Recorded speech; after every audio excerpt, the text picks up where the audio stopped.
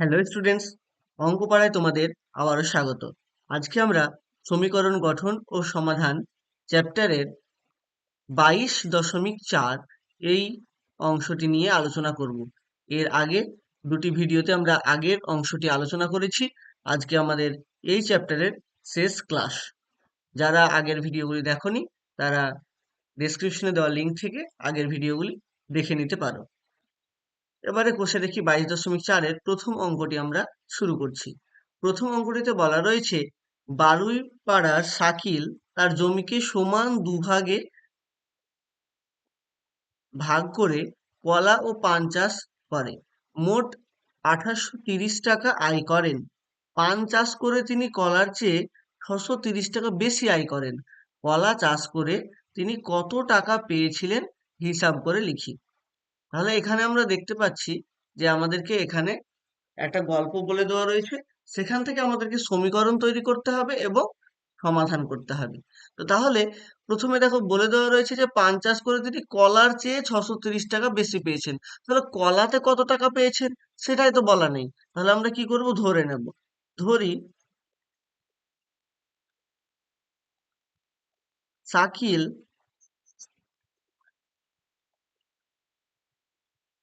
কলা থেকে আয় করেন। কলা থেকে আয় করেন। কলা থেকে আয় করেন ধরে নিচ্ছি আমি এক্স টাকা। আর কলা থেকে যদি এক্স টাকা আয় করেন, বলা রয়েছে যে পান চাষ করে তিনি কলার থেকে 630 টাকা বেশি আয় করেন। তাহলে শাকিল পান থেকে পান থেকে কত টাকা আয় করবেন, 630 টাকা বেশি। তাহলে এক্স প্লাস 630 টাকা, এই টাকাটা হলো পান থেকে ইনকাম। ওকে, তাহলে কলা থেকে আয় পেয়েছি এবং পান থেকেও আয় পেয়েছি। ও তো এই দুটো জিনিসই চাষ করেছিল। এখানে বলে দেওয়া রয়েছে দেখো যে শাকিল দুভাগে ভাগ করে কলা আর পান চাষ করেছে এবং মোট আয় হয়েছে 2830 টাকা। আমি এবার কি করছি, এদের মোট আয় বের করছি। শাকিলের মোট আয়,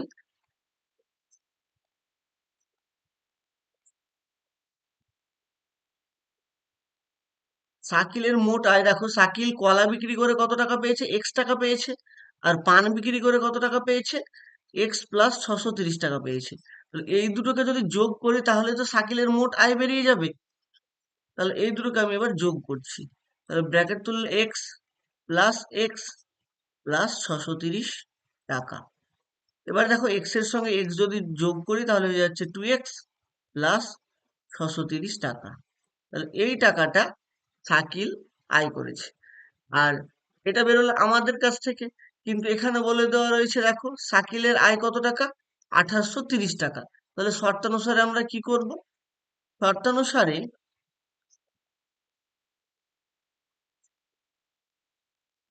এই 2x প্লাস 630 এটা সমান 2830। তাহলে এইভাবে আমাদের সমীকরণটা তৈরি করা হয়ে গেল। এবার এই সমীকরণটার আমরা সমাধান করব। তাহলে বা 2x সমান কত হবে, এই 630 কি হয়েছিল 2x এর সঙ্গে যোগ ছিল, তাহলে ডান দিকে গেলে কি হবে, বিয়োগ 2830 মাইনাস 630। ওকে, এবার তাহলে দেখো এখানে থাকছে বা 2x সমান এই 2830 থেকে 630 বাদ দেব, তাহলে হয়ে যাচ্ছে 2200। এখান থেকে আমরা এক্স এর মান বের করে নিচ্ছি। এক্স এর সঙ্গে 2 গুণ ছিল, তাহলে ডান দিকে গিয়ে হয়ে যাচ্ছে ভাগ।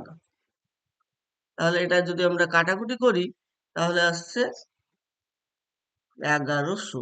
তাহলে এক্স এর মান কত বেরোলো, 1100। আর আমরা দেখছি যে কলা চাষ করে আয় করেন এক্স টাকা, তাহলে কলা চাষ করে আয় করেন কত টাকা, 1100 টাকা। এখানে কি জিজ্ঞেস করা হয়েছে, কলা চাষ করে তিনি কত টাকা পেয়েছিলেন হিসাব করি। তাহলে শুধু কলার চাষ করে কত টাকা আয় করেছে সেটাই বের করতে দিয়েছে, পানেরটা বের করতে দেয়নি। তাহলে এটা অ্যান্সার হয়ে যাবে, কলা চাষ করে, কি নামটা, শাকিল, কলা চাষ করে শাকিল আয় করে কত টাকা, 1100 টাকা। আর যদি আমাকে বলতো যে কলা চাষ করে এবং পান চাষ করে কোনটিতে কত টাকা আয় হয়, তাহলে পানের ক্ষেত্রে কি হতো, এক্স প্লাস 630, তাহলে 1100-র সঙ্গে 630 যোগ করে দিতাম, তাহলে আমরা অ্যান্সারটা পেয়ে যেতাম। ওকে, এখানে শুধু কলা চাষের তাই বের করতে দিয়েছে, তার জন্য আমরা কলা চাষের ক্ষেত্রেই বের করলাম, পানেরটা বের করলাম না। এবারে চলে যাচ্ছি আমরা পরের অঙ্ক। পরের অঙ্কে আছে কুমারদের আয়তাকার জমির দৈর্ঘ্য প্রস্থের 1.5 গুণ। তাহলে দৈর্ঘ্যটা প্রস্থের 1.5 গুণ যখন বলেছে, তখন প্রস্থটাকে সামথিং একটা কিছু ধরে নিচ্ছি। তাহলে ধরি কুমারদের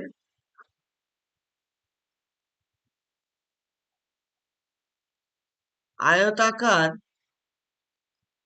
জমির প্রস্থ, আয়তাকার জমির প্রস্থটাকে আমি ধরে নিচ্ছি এক্স মিটার। তাহলে প্রস্থ যেহেতু এক্স মিটার ধরলাম, তাহলে কুমারদের আয়তাকার জমির দৈর্ঘ্যটা কত হবে? দৈর্ঘ্যটা হবে প্রস্থের 1.5 গুণ। তাহলে 1 পূর্ণ 1-2 দিয়ে গুণ করতে হবে, তাহলে এত মিটার। তাহলে এক্স ইন্টু এখানে পূর্ণ ভাঙলে হয়ে যাচ্ছে 3/2 মিটার। তার মানে গুণ করলে এক্স এর সঙ্গে 3 গুণ হবে, তাহলে 3x/2 মিটার। এটা হয়ে গেল আয়তক্ষেত্রের দৈর্ঘ্য আর আয়তক্ষেত্রের প্রস্থ আগে আমরা লিখে নিয়েছি। এবার জমিটির পরিসীমা আমাকে বলে দেওয়া রয়েছে। কি বলে দেওয়া রয়েছে? জমিটির পরিসীমাটা 400 মিটার। তাহলে আমি জমিটির পরিসীমা বের করব ফর্মুলা দিয়ে। তাহলে বের করছি যে অতএব জমিটির জমিটির পরিসীমা। জমিটি দেখতে কেমন? জমিটি দেখতে বলে দেওয়া রয়েছে যে জমিটি দেখতে আয়তাকার। তাহলে আয়তক্ষেত্রের পরিসীমার ফর্মুলা ফেলতে হবে। বলো আয়তক্ষেত্রের পরিসীমার ফর্মুলাটা কি? আয়তক্ষেত্রের পরিসীমার ফর্মুলা কিন্তু 2 ইন্টু দৈর্ঘ্য প্লাস প্রস্থ। এখানে দৈর্ঘ্য কত রয়েছে? 3x/2 এবং প্রস্থ কত রয়েছে? x। তাহলে এত মিটার হয়ে গেল পরিসীমা। তাহলে 2 বাইরে থাকছে, আর এখানে 2 হচ্ছে কি লসাগু। উপরে আসছে 3x প্লাস 2x, ভগ্নাংশের যোগ করলাম। তাহলে এই 2 এর সঙ্গে এখানে দেখো এই 2 এর সঙ্গে এই 2 কিন্তু কেটে গেল। তাহলে উপরে 3x আর 2x যোগ করে পড়ে থাকছে কত? 5x। তাহলে এটা সমান পেয়ে গেলাম আমরা 5x মিটার। তাহলে কি পেলাম? 5x মিটার, জমিটির পরিসীমা। এদিকে জমিটির পরিসীমা বলে দেওয়া রয়েছে কত? 400 মিটার। তাহলে জমিটির পরিসীমা যেহেতু 400 মিটার বলে দেওয়া রয়েছে, তাহলে এখান থেকে আমরা কি লিখবো? শর্তানুসারে আমাদের ফর্মুলা অনুযায়ী জমিটির পরিসীমা হচ্ছে 5x, আর অঙ্কে বলে দেওয়া রয়েছে জমিটির পরিসীমা 400। তাহলে 5x ইকুয়ালস টু 400। তাহলে এখান থেকে আমরা x এর মানটা যদি বের করতে চাই, তাহলে 400/5। তাহলে যদি এটাকে কাটাকুটি করি, তাহলে কত আসছে দেখো, x এর মান পেয়ে যাচ্ছি 80। এবার কি বের করতে দিয়েছিল? কুমারদের কুমারদের জমিটির দৈর্ঘ্য ও প্রস্থ, দৈর্ঘ্যটাও বের করতে দিয়েছে, প্রস্থটাও বের করতে দিয়েছে।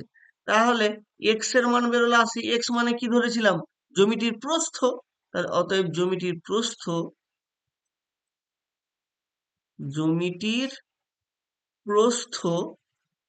কত হচ্ছে? 80 মিটার। আর দৈর্ঘ্য কি হবে? দৈর্ঘ্য আমরা পেয়েছি কত? 3x/2। তাহলে এখানে মান বসাবো। অতএব জমিটির দৈর্ঘ্য, জমিটির দৈর্ঘ্য হবে 3x বলতে 3 × 80/2 মিটার। তাহলে কাটাকুটি করলে এটা হচ্ছে 40, তাহলে 120 মিটার। এটা হয়ে গেল জমিটির দৈর্ঘ্য। তাহলে জমিটির প্রস্থ এবং দৈর্ঘ্য যেটা আমাদেরকে বের করতে দিয়েছিল, আমরা নির্ণয় করলাম। এবারে চলে যাব পরের অঙ্কে।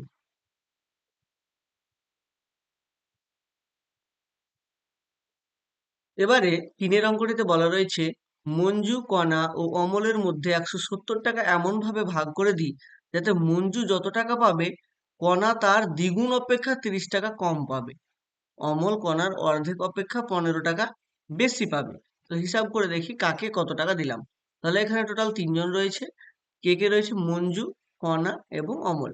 170 টাকা ভাগ করব। তাহলে মঞ্জু যত টাকা পাবে তাই বলেছে, তাহলে মঞ্জু কত টাকা পাবে সেটা ধরে নিচ্ছি। তাহলে ধরি মঞ্জু পাবে এক্স টাকা। তাহলে মঞ্জু পাবে কত টাকা? এক্স টাকা। তাহলে মঞ্জু এক্স টাকা পেয়ে গেল। এবারে বলছে কণা তার দ্বিগুণ অপেক্ষা 30 টাকা কম পাবে। তাহলে কণা কত টাকা পাবে? কণা পাবে তার দ্বিগুণ। তাহলে এক্স টাকা পেয়েছে মঞ্জু, তার দ্বিগুণ কত টাকা? 2x টাকা। তার দ্বিগুণ অপেক্ষা 30 টাকা কম, তাহলে 30 টাকা কম করে দিলাম, তাহলে এত টাকা পাবে কণা। এরপরে কে রয়েছে? অমল। তাহলে অমল কত পাচ্ছে দেখো তো। অমল পাবে, অমলের কথা বলা রয়েছে যে অমল পাবে কত টাকা? কণার অর্ধেক অপেক্ষা 15 টাকা বেশি। তাহলে কণা এই টাকাটা পেয়েছে, কণার টাকার অর্ধেক কত? 2x - 30/2। কণার টাকার অর্ধেক হয়ে গেল, তার থেকে 15 টাকা বেশি, তাহলে প্লাস 15 টাকা। তাহলে এখানে ভগ্নাংশের যোগটা করছি, তাহলে 2x - 30, আর এখানে 15 × 2 + 30, এত টাকা। তাহলে এই +30 আর -30 কেটে গেল, তাহলে এখানে দাঁড়াচ্ছে কত? 2x/2 টাকা। তাহলে 2 2 কেটে গেলে এটা হচ্ছে কত টাকা? x টাকা। তাহলে অমল কত টাকা পেয়ে গেল? অমল পেয়ে গেল x টাকা। তাহলে তিনজনের টাকায় আমরা পেয়ে গেলাম, মঞ্জু পাচ্ছে x টাকা, কণা পাচ্ছে 2x - 30 টাকা, এবং অমলও পাচ্ছে x টাকা। এবার বলছে যে তাদেরকে মোট কত টাকা ভাগ করে দেওয়া হয়েছিল? 170 টাকা। তাহলে এখান থেকে যদি আমরা মোট টাকাটা বের করি, সেটা সমান কত হবে? 170 হবে, কারণ 170 এর সঙ্গে সেটা সমান বলা রয়েছে। তাহলে সেটাই করছি, শর্তানুসারে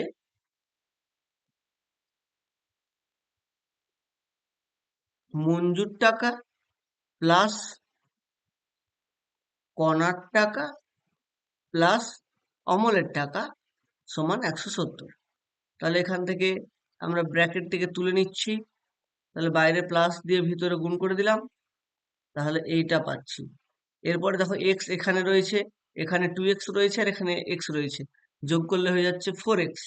আর এই -30 কে যদি আমরা ডান দিকে নিয়ে যাই তাহলে হয়ে যাবে +30। তাহলে 4x সমান হয়ে যাচ্ছে 200। x এর সঙ্গে 4 গুণ আছে, ডান দিকে গেলে হয়ে যাবে ভাগ, তাহলে 50। x এর মান পেয়ে গেলাম আমরা 50। এবার হিসাব করে দেখতে বলেছিল কাকে কত টাকা দিলাম, তাহলে অতএব মঞ্জু পাবে, তাহলে বলো মঞ্জু কত টাকা পাবে? মঞ্জু পাবে 50 টাকা, কারণ মঞ্জুর ক্ষেত্রে আমরা x ধরেছিলাম। আর কণা কত টাকা পাবে? কণা পাবে, কণা কত টাকা পাওয়ার কথা? 2x - 30, তাহলে 2 গুণ 50 - 30 টাকা। তাহলে 100 - 30 টাকা পাবে কণা, অর্থাৎ কণা পাবে 70 টাকা। আর আরেকটা কি রয়েছে? আরেকটা রয়েছে অমল। তাহলে অমল কত পাবে? অমল পাবে, দেখো অমলও তো x টাকা পাওয়ার কথা, আর x মানে 50, তাহলে অমল কত টাকা পাবে? 50 টাকা পাবে অমল। ওকে, তাহলে মঞ্জু 50 টাকা পেল, কণা পেল 70 টাকা, আর অমল পেল 50 টাকা। দেখেছো, দুজনকে কম দিয়ে কণা একাই বেশি নিয়ে নিয়েছে, ওর কাছ থেকে বিরিয়ানি খেতে হবে। চলো, বিরিয়ানি পরে খাওয়া যাবে, চারের অঙ্কটা আগে করে নিই। তাহলে চারের অঙ্কটিতে কি বলা রয়েছে? আমার কাছে কিছু আপেল আছে। ভালো কথা, আমি আমার আপেলের 2/3 অংশ ভাইকে দেব, এবং ভাইকে দেওয়ার পরেও আমার কাছে 6টি আপেল পড়ে থাকবে। তাহলে হিসাব করে দেখি ভাইকে কতগুলি আপেল দেব। বাহ, তো ভালো, ভাইকে তাহলে আপেল দিচ্ছে। তাহলে ধরে নিচ্ছি আমার কাছে আপেল আছে, ধরি আমার কাছে আপেল আছে, আছে বলতে ছিল করি, আগে থেকে ছিল কতটা? এক্সটি। তাহলে আমার কাছে আপেল আগে কতটা ছিল? এক্সটি আপেল ছিল, তার 2/3 অংশ ভাইকে দিলাম, তাহলে ভাইকে কতটা দিলাম? ভাইকে দিলাম, আমার কাছে আপেল ছিল এক্সটি, তার 2/3 অংশ, তাহলে 2x/3টি আপেল আমি ভাইকে দিয়ে দিলাম। এবার বলছে ভাইকে দেওয়ার পর আমার কাছে 6টি পড়ে থাকলো, তাহলে ভাই আমার কাছে দেখো এক্সটি আপেল ছিল, ভাইকে দিলাম 2x/3, তাহলে আমার কাছে পড়ে থাকলো কতগুলি? তাহলে আমার কাছে আপেল পড়ে রইলো, আগে থেকে আমার কাছে এক্সটি আপেল ছিল, ভাইকে দিয়ে দিয়েছি 2x/3টি, তাহলে X minus two X by তিনটি আপেল আমার কাছে এখনো পড়ে রইবে। তাহলে এটা হচ্ছে 3x - 2x, এখান থেকে আমরা পেয়ে যাচ্ছি এক্স বাই তিনটি। তাহলে এক্স বাই তিনটি আপেল এখনো আমার কাছে আছে। আর এখানে বলা রয়েছে আমার কাছে 6টি আপেল আছে। তাহলে কি শর্তানুসারে এই দুটোকে আমরা সমান করে দেবো। শর্তানুসারে এক্স বাই 3 সমান 6। তাহলে এখানে এক্স কে 3 দিয়ে ভাগ করা রয়েছে, ডান দিকে গেলে কি হয়ে যাবে, গুণ হয়ে যাবে। তাহলে এক্স এর মান হয়ে গেল 18। কি প্রশ্নে জিজ্ঞেস করা রয়েছে আমার কাছে কতগুলি আপেল ছিল?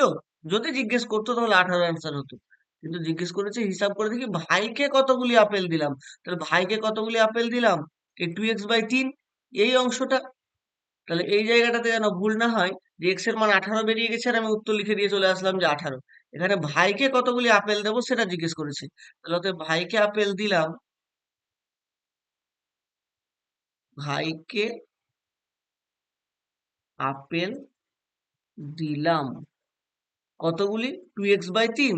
তাহলে 2 ইন্টু এক্স এর জায়গায় এক্স এর মানটা বসিয়ে দিলাম বাই 3টি।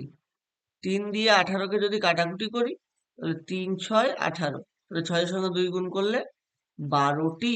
তাহলে 12টি আপেল ভাইকে দিয়েছি আর নিজের জন্য রেখেছি 6টি। বাহ, কি সুন্দর! তাহলে হলো। এবারে চলে যাচ্ছে আমরা 5-এর অঙ্কে। 5-এর অঙ্কটিতে বলা রয়েছে দেখো কোন আয়তক্ষেত্রের দৈর্ঘ্য প্রস্থের অনুপাতটা 3:2।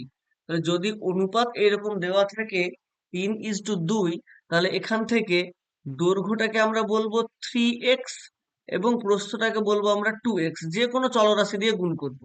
কারণ এখানে অনুপাতটা 3:2 হতে পারে যে দৈর্ঘ্যটা 3-এর ডবল এবং প্রস্থটাও হচ্ছে ডবল, তাহলে এই x এর মান কত হয়ে যাচ্ছে, 2 হয়ে যাচ্ছে। তাহলে হতে পারে 6 আর 4। আবার হতে পারে 3 গুণ করে রয়েছে, তাহলে 9 আর 6। তাহলে এই সমস্ত, যেহেতু 3:2 অনুপাতটা বলে দেওয়া রয়েছে, সেখান থেকে আমরা সঠিক কোনটা তার দৈর্ঘ্য প্রস্থ হবে সেটা আমরা বলতে পারবো না এখনই। তাহলে সেখান থেকে আমরা কি করছি, যে তার সঙ্গে যে কোনো চলরাশি গুণ করে বলে দিচ্ছি যে ওর দৈর্ঘ্যটা 3x এবং প্রস্থটা 2x। তাহলে ধরি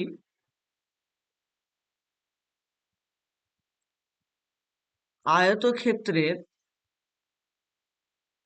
দৈর্ঘ্য সমান 3x মিটার আর আয়তক্ষেত্রের প্রস্থটা ধরে নিচ্ছি 2x মিটার। তাহলে দৈর্ঘ্য এবং প্রস্থ পেয়ে গেছি। এখানে কি দেওয়া রয়েছে, পরিসীমা দেওয়া রয়েছে, তাহলে আমরাও পরিসীমা বের করব।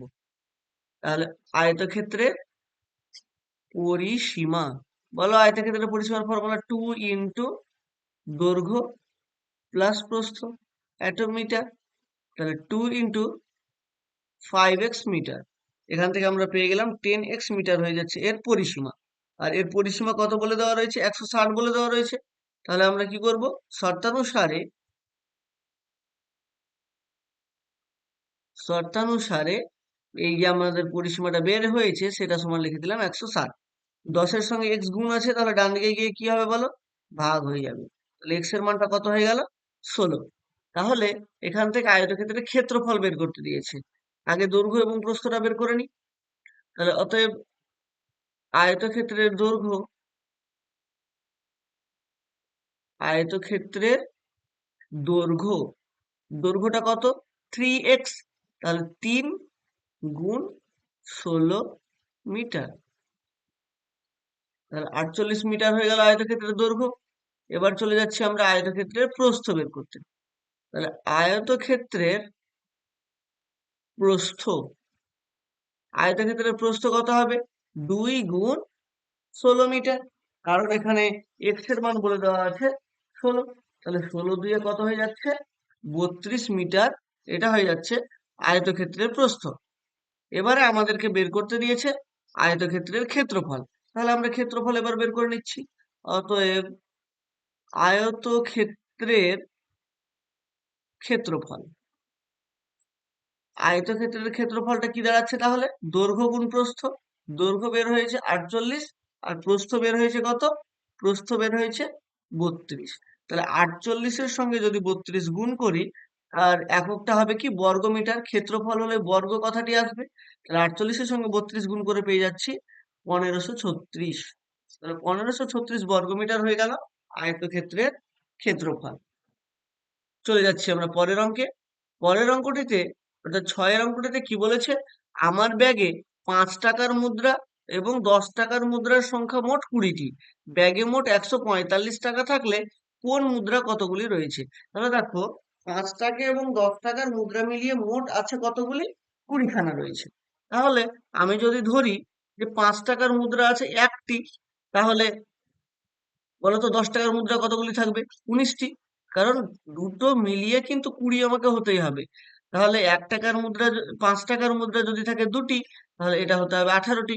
যদি 5টা হয় তাহলে 15টি হতে হবে। তাহলে কত আছে আমি এবার কি করে বুঝবো? আমি তো জানি না যে 5 টাকার মুদ্রা কতগুলি আছে। আমি যদি জানতাম যে 5 টাকার মুদ্রা 7খানা আছে, তাহলে আমি বলে দিতাম তোমাদেরকে যে তাহলে 100% শিওর হয়ে যাও যে 10 টাকার মুদ্রা আছে 13টি। কারণ 7 আর 13 যোগ করলে 20 হয়। কিন্তু আমি তো জানি না যে 5 টাকার মুদ্রা কতগুলি আছে। তাহলে আমি ধরে নেবো যে 5 টাকার মুদ্রা এক্স খানা আছে। তাহলে 5 টাকার মুদ্রা যদি এক্স খানা থাকে, তাহলে টোটালটা 20। তাহলে বাকি 20 মাইনাস এক্স খানা যেটা পড়ে থাকছে, সেটা 10 টাকার মুদ্রায় পড়ে থাকবে। তাহলে সেই কাজটাই আমরা করছি, যে ধরে নিচ্ছি যে 5 টাকার মুদ্রা আছে এক্সটি। ওকে, তাহলে ধরা যাক 5 টাকার মুদ্রা আছে কতগুলি, এক্সটি। তাহলে 10 টাকার মুদ্রা কতগুলি থাকবে বলো, টোটালটা 20। তাহলে 20 মাইনাস এক্সটি। এবার একটা জিনিস লক্ষ্য করেছো যে 5 টাকার মুদ্রা যদি দুখানা থাকে, বলো তোমার কাছে যদি দুখানা 5 টাকার মুদ্রা থাকে তাহলে ক টাকা হয়, 10 টাকা। তোমার কাছে যদি 3খানা 5 টাকার মুদ্রা হয় তাহলে কত হয়, 15 টাকা। তার মানে তোমার মুদ্রার যে ভ্যালু, তাকে সেটা যত পিস রয়েছে সেটা দিয়ে যদি গুণ করি, তাহলে টোটাল কত টাকা হচ্ছে সেটা আমরা পেয়ে যাব। তার মানে ধরো যদি 10 টাকার নোট তোমার কাছে আছে 7খানা, বলো কত টাকা হয়, 70 টাকা। এটা তো আমরা জানি, কি করে পাচ্ছি, 10 টাকা ওটা হচ্ছে ওর ভ্যালু, এবং কত পিস রয়েছে, 7 পিস রয়েছে, সেটা দিয়ে গুণ করলাম, তাহলে পেয়ে গেলাম কত টাকা হচ্ছে। তাহলে এখানে আমার কাছে দেখো 5 টাকার মুদ্রা কতগুলি রয়েছে, 5 টাকার মুদ্রা আমার কাছে রয়েছে কিন্তু এক্স খানা, তাই তো। তাহলে 5 টাকার মুদ্রা রয়েছে এক্স খানা। তাহলে 5 টাকার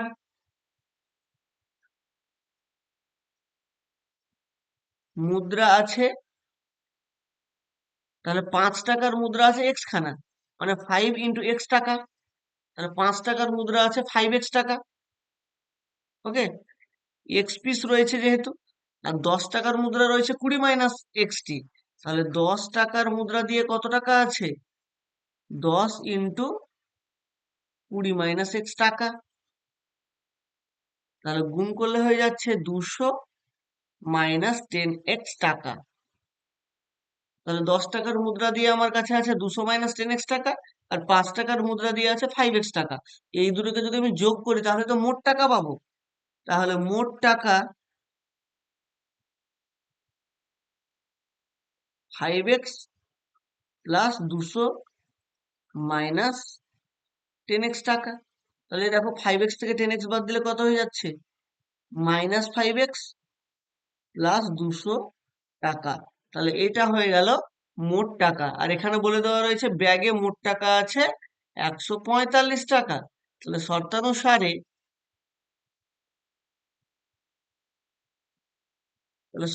আমি কি বলতে পারছি, যে -5x + 200 সমান 145।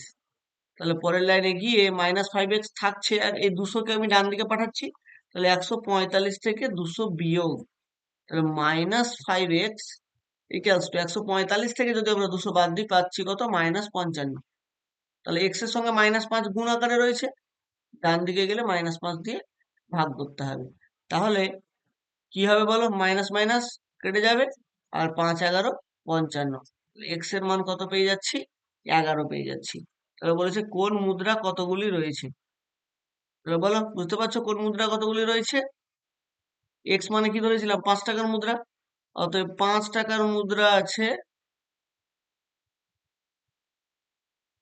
5 টাকার মুদ্রা আছে 11টি। আর 10 টাকার মুদ্রা আছে, 10 টাকার মুদ্রা কত পিস আছে বলতো? 20 মাইনাস 11টি। তাহলে 20 থেকে 11 বাদ দিলে 9টি আছে 10 টাকার মুদ্রা। চলো এবার পরের অঙ্কে চলে যাই। পরের অঙ্কে 7 অঙ্কটিতে বলা রয়েছে একটি ত্রিভুজের 3টি কোণের মান x ডিগ্রি, 2x ডিগ্রি এবং 3x ডিগ্রি। তাহলে বৃহত্তম কোণটির মান কত হিসাব করে লিখতে বলেছে। তো তাহলে কোণ তিনটির সমষ্টি বের করে নিচ্ছি আমি প্রথমে। কোণ তিনটির সমষ্টি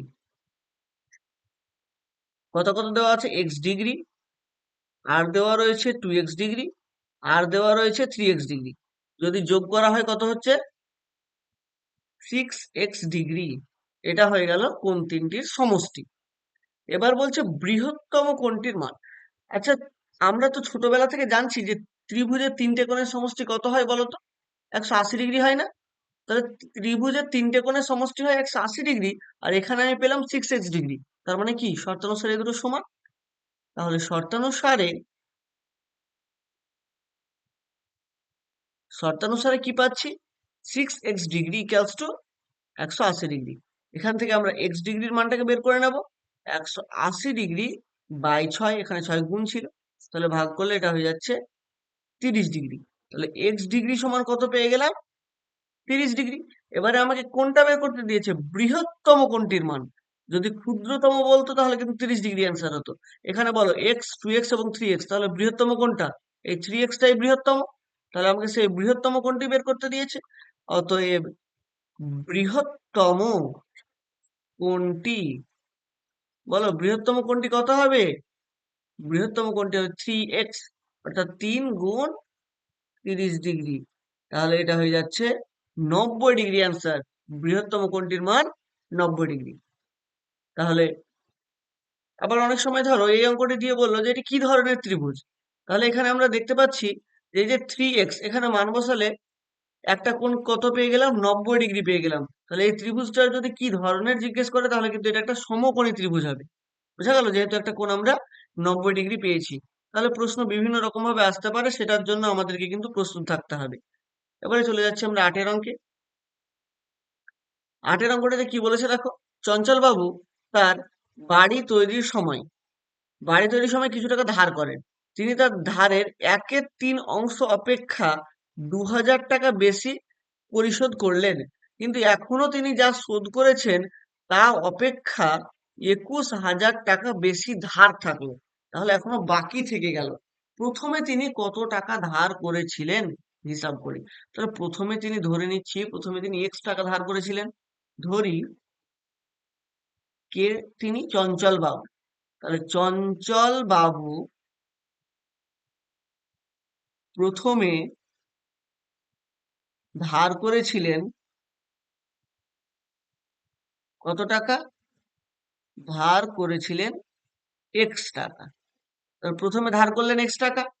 তিনি তার ধারের 1/3 অংশ, তাহলে ধারের 1/3 অংশ কত টাকা হচ্ছে দেখো।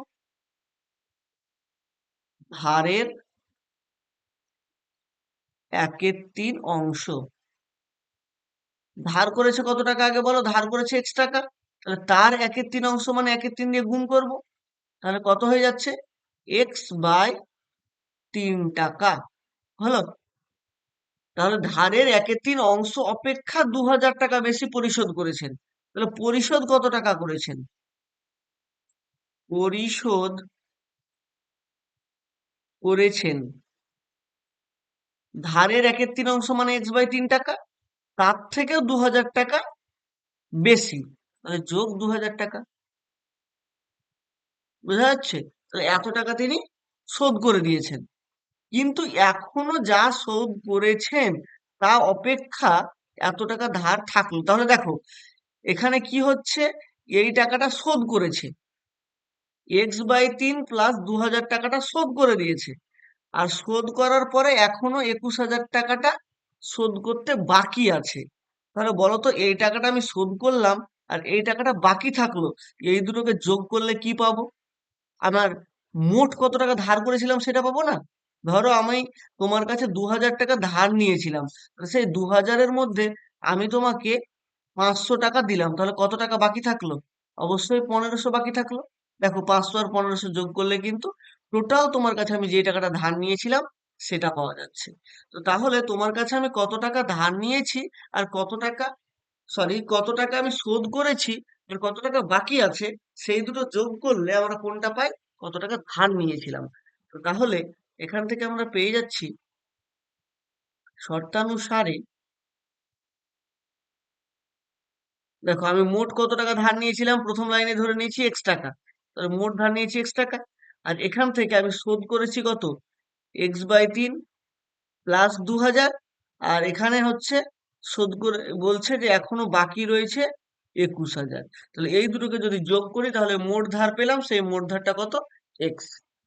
তাহলে আমরা পরে চলে যাচ্ছি, দেখো এখানে কি রয়েছে, x=টু x/3 প্লাস এটা যদি যোগ করি তাহলে কত হয়ে যাবে? 21,000-এর সঙ্গে 2000 যোগ করলে হয়ে যাচ্ছে 23,000। তাহলে বা এক্স সমান, এখানে ভগ্নাংশের যোগটি আমরা করে নেব। এখানে 3 ভাগ রয়েছে, তাহলে যদি বাম দিকে নিয়ে আসি তাহলে সেটা গুণ হবে। তাহলে এটি কত দাঁড়াচ্ছে? এটি দাঁড়াচ্ছে 3x সমান x প্লাস 69000। এই x কে যদি আমরা বাম দিকে আনি তাহলে সেটা মাইনাস আকারে আসবে। তাহলে 69000, 3x থেকে x বাদ দিলে হচ্ছে 2x সমান 69000। এরপরে তাহলে x সমান কত হবে? 2 দিয়ে ভাগ, 6 9 3 শূন্য। তাহলে এটা কাটাকুটি করছি, 3 2 6, 45 0 0। তাহলে x এর মান পেয়ে গেলাম 34,500। আমাদেরকে কি জিজ্ঞেস করা হয়েছিল? তিনি কত টাকা ধার করেছিলেন। আমি ধরেছি তিনি x টাকা ধার করেছিলেন, তাহলে x এর যেটা মান সেটাই অ্যান্সার। তো চঞ্চল বাবু 34,500 টাকা ধার করেছিলেন। এটা হয়ে যাচ্ছে এই অঙ্কের অ্যান্সার। এবারে আমরা চলে যাচ্ছি পরের অঙ্কে। পরের অঙ্কটাতে কি বলেছে? একটি সাইকেল রিক্সা থেকে একটি অটো রিক্সার গতিবেগ ঘন্টায় 8 কিমি বেশি। রিতা তার বাড়ি থেকে 2 ঘন্টা সাইকেল রিক্সায় এবং 30 মিনিট অটো রিক্সায় করে 19 কিমি দূরের স্টেশনে গেল। অটো রিক্সার গতিবেগ কত ছিল? তাহলে এখানে কি কি বলে দেওয়া রয়েছে? সাইকেল রিক্সা থেকে একটি অটো রিক্সার গতিবেগ ঘন্টায় 8 কিমি বেশি। তাহলে সাইকেল রিক্সার গতিবেগটা প্রথমে ধরে নিচ্ছি। ধরি সাইকেল রিক্সার গতিবেগ, সাইকেল রিক্সার গতিবেগ, সাইকেল রিক্সার গতিবেগটা কত ধরবো? x কিমি/ঘন্টা, মানে ঘন্টায় যায় x কিমি। আর সাইকেল রিক্সার থেকে অটো রিক্সার গতিবেগটা ঘন্টায় 8 কিমি বেশি। তাহলে অটো রিক্সার গতিবেগটা কত হবে? x+8 কিমি/ঘন্টা। ওকে, এটা ধরে নেওয়া হলো। এবার বলছে রিতা তার বাড়ি থেকে 2 ঘন্টা সাইকেল রিক্সায় গেল। তাহলে সাইকেল রিক্সায় 2 ঘন্টায় কত দূর যাওয়া যায় সেটা বের করে নি। তাহলে সাইকেল রিক্সার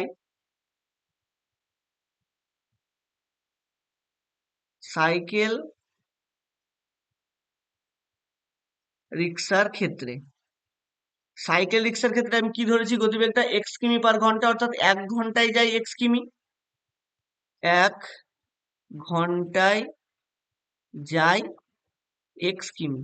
আর এখানে বলা রয়েছে সাইকেল রিক্সায় কতক্ষণ গেছে সে? সাইকেল রিক্সায় গেছে 2 ঘন্টা। তাহলে 2 ঘন্টায় কতটা যাবে? x গুণ 2 কিমি সমান 2x কিমি। তাহলে 2x কিমি চলে গেছে। ওকে, এবারে বলছে 30 মিনিট গেছে অটো রিক্সা করে। তাহলে অটো রিক্সার, এবার আমরা কি করব? অটো রিক্সার ক্ষেত্রে অটো রিক্সার ক্ষেত্রে অটো রিক্সার ক্ষেত্রে কি পাচ্ছি? অটো রিক্সার ক্ষেত্রে আমরা গতিবেগটা ধরেছিলাম যে x+8 কিমি/ঘন্টা, মানে 1 ঘন্টায় যায় x+8 কিমি। তাহলে 1 ঘন্টায় যায় x+8 কিমি। আর 1 ঘন্টা মানে কি 60 মিনিট। তাহলে এটাকে এক কাজ করো, এখানে যেহেতু এখানে 30 মিনিট দেওয়া রয়েছে, তার জন্য 1 ঘন্টাটাকে 60 মিনিট লিখে নিচ্ছি। ঠিক আছে, তাহলে 1 ঘন্টা সমান 60 মিনিটে, 60 মিনিটে যাই x+8 কিমি। এবারে আমাকে কি দেওয়া রয়েছে, 30 মিনিট গেছে সে অটো রিক্সা করে। তাহলে আগে 1 মিনিটে বের করে নি, 1 মিনিটে যাই, দেখো 60 মিনিটে যতটা যাই 1 মিনিটে তার থেকে নিশ্চয়ই কম যাবে, তাহলে ভাগ করতে হয় x+8/60 কিমি। আর আমি বের করতে চাইছি কত হতে, 30 মিনিটে। তাহলে এবার বলো 30-এর ক্ষেত্রে কি হবে, 1 মিনিটে যতটা যাবে 30 মিনিটে তার থেকে বেশি যাবে, তাহলে এবার কিন্তু গুণ করতে হবে। তাহলে x+8 গুণ 30/60 কিমি। কাটাকুটি করলে নিচে আসছে 2, তাহলে আসছে x+8/2 কিমি। তাহলে সাইকেল রিক্সায় গেছে কতটা, দেখো সাইকেল রিক্সায় গেছে 2x কিমি, আর অটো রিক্সায় গেল কতটা, x+8/2 কিমি। এখানে বলে দেওয়া রয়েছে যে সাইকেল রিক্সায় এবং অটো রিক্সায় করে মোট 19 কিমি দূরের স্টেশনে গেল। তাহলে সাইকেল রিক্সায় গেছে এতটা আর অটো রিক্সায় গেছে এতটা, এই দুটোর যোগফলটাই নিশ্চয়ই 19 কিমি, তাই তো? তাহলে সেটাই করে নিচ্ছি। শর্তানুসারে শর্তানুসারে আমরা কি পেয়ে যাচ্ছি, সাইকেল রিক্সায় গেছে 2x কিমি, আর অটো রিক্সায় গেছে x+8/2 কিমি। তাহলে মোট রাস্তা এটা, আর মোট রাস্তাটা বলে দেওয়া রয়েছে 19। তাহলে এখান থেকে আমরা ক্যালকুলেশন করব, দিয়ে এখান থেকে x এর মানটিকে বের করব। তো তার জন্য প্রথমে আমরা ভগ্নাংশের যোগ করে নিচ্ছি। তাহলে এটা আসছে 4x+x+8 = 19। 4x এবং x যোগ করলে হয়ে যাচ্ছে 5x+8, আর এই 2 এদিকে ভাগ ছিল, ওদিকে গিয়ে গুণ করলে হয়ে যাচ্ছে 38। তাহলে বা 5x = 38 - 8। তাহলে এখান থেকে আমরা পেয়ে যাচ্ছি 5x সমান 30। x এর সঙ্গে 5 কি হয়ে আছে, গুণ রয়েছে, ডান দিকে গেলে হয়ে গেল ভাগ। তাহলে অতএব x এর মান পেয়ে যাচ্ছি কত, x এর মান পেয়ে গেলাম আমরা 6। তাহলে অটো রিক্সার গতিবেগ কত ছিল তাই জিজ্ঞেস করছে। অটো রিক্সার গতিবেগ কত, x+8 কিমি/ঘন্টা। তাহলে দেখো মন দিয়ে, যে যদি এখানে আমরা x এর মান 6 পেয়েছি, কোশ্চেনে যদি বলে সাইকেল রিক্সার গতিবেগ কত, সাইকেল রিক্সার গতিবেগটা x কিমি/ঘন্টা ধরা রয়েছে, তাহলে 6 অ্যান্সার হবে। কিন্তু এখানে দিয়েছে আমাদেরকে অটো রিক্সার গতিবেগ, তাহলে অঙ্ক কিন্তু আমাদেরকে মন দিয়ে পড়তে হবে। তো অটো রিক্সার গতিবেগ বলেছে, তাহলে অটো রিক্সার গতিবেগটা কি, অতএব অটো রিক্সার গতিবেগ, অটো রিক্সার গতিবেগটা কত, x+8, x এর মান বেরোলো 6, তাহলে 6+8 কিমি/ঘন্টা। ওকে, তাহলে এখানে 6 আর 8 যোগ করলে হয়ে গেল 14 কিমি/ঘন্টা। এটা হবে এই অঙ্কের অ্যান্সার। এবারে চলে যাচ্ছি পরের অঙ্কে। 10-এর অঙ্কটাতে কি বলা রয়েছে, মারিয়ার বর্তমান বয়স, মারিয়ার বর্তমান বয়স তার ছোট ভাইয়ের বয়সের চেয়ে 8 বছর বেশি।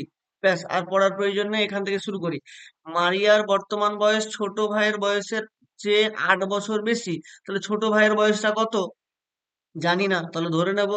ধরি মারিয়ার ছোট ভাইয়ের বয়স, ছোট ভাই এর বয়স কত, x বছর। আর মারিয়া তার থেকে কত বছরের বড় বলেছে, 8 বছরের বড়। তাহলে মারিয়ার বয়স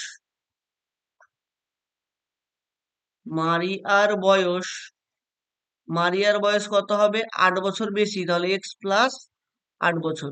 তাহলে দুই ভাই বোনের বয়স আমরা পেয়ে গেছি। এবার বলছে 4 বছর পর, তাহলে 4 বছর পর কি হবে, বলো কি হবে। 4 বছর পর বয়সটা 4 বছর বাড়বে, তাহলে 4 বছর পর মারিয়ার ছোট ভাইয়ের বয়স, ছোট ভাই এর বয়স কত হবে 4 বছর পর। এখন কত আছে, x বছর, তাহলে 4 বছর পর হবে x+4 বছর। ওকে, 4 বছর পর মারিয়ার বয়সটা কত হবে, 4 বছর পর মারিয়ার বয়সটা কত হবে, মারিয়ার এখন বয়স কত আছে, x+8, তাহলে 4 বছর পর আরো 4 বছর বেড়ে যাবে, তাহলে হয়ে যাবে x+12 বছর। ওকে, এবারে বলছে যে 4 বছর পর কি গল্পটা হয়েছে? 4 বছর পর মারিয়ার বয়স তার ভাইয়ের বয়সের দ্বিগুণ। তাহলে শর্তানুসারে শর্ততে কি দাঁড়াচ্ছে দেখো, শর্তানুসারে বলছে যে মারিয়ার বয়সটা তার ভাইয়ের বয়সের দ্বিগুণ, তাহলে তার ভাইয়ের বয়সের দ্বিগুণ করলে মারিয়ার বয়সের সঙ্গে সমান হবে।